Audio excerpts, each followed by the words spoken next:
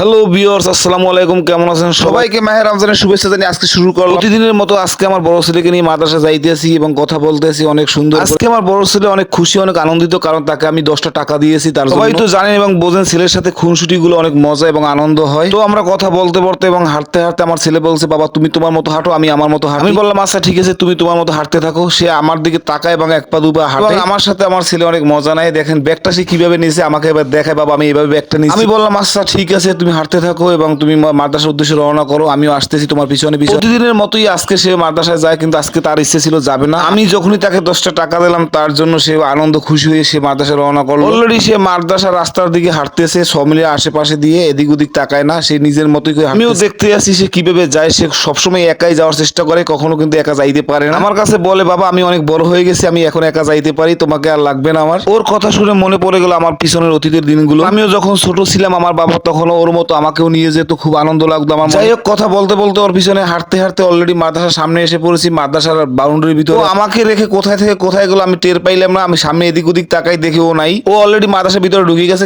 সামনে দেখি একটা ছাগলটা খুবই ভালো লাগলো আমার কাছে। ওটা আমার দিকে বারবার ছুটে আসে এবং গাছের উপরে উঠে, খুব ভালো লাগলো, আনন্দ লাগলো। আমিও ছোটবেলা ছাগল পালতাম, যখন আমি ছোট ছিলাম আমার বাবা আমাকে ছাগল কিনে দিত। ছাগলের মালিক আমার বন্ধু হাসান কি বলে শোনেন, এবং হাসানকে কি বলে, তোর ছাগল জবাই দিয়ে রাত্রে ভাগ করে দেবো সবাই রে।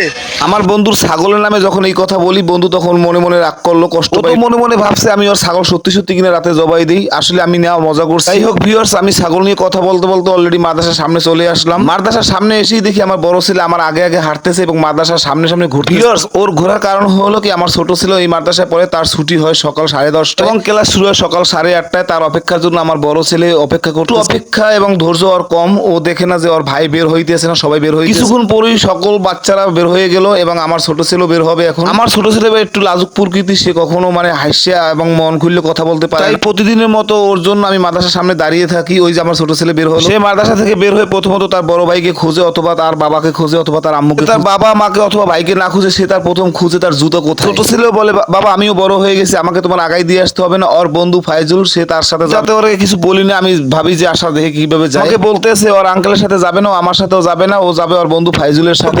আমার ছোট ছেলে এদিক ওদিক তাকাই, তার বন্ধুর সাথে এখন রওনা করবে এবং সে তার মতো যেতে থাকবে, যেতে যেতে এবং বাজারের মধ্যে চলে যাবে। আমি তো অনেক খোঁজাখুঁজি করবো, তো পাবো না। গাইস, এই অপশনটা আপনার সামনের দিকে দেখবেন, হয়তো আমি পিছনে এই কথাগুলো রেখে বলবো। গাইস, ওরে যদি আমি কিছু কিনে না দেই, ও কখনোই বলবে না যে বাবা আমি এটা নেবো ওটা নেবো, কখনো বলবে না। সেদিক থেকে অনেক ভালো আছে। সে অলরেডি হাঁটতেছে হাঁটতে হাঁটতে সে বাজার ভিতরে চলে গেল। তো হাঁটতেছে, আমি যে ওর বাবা এতটুকু আর খেয়াল হুশ ভোগ সত্যি নাই।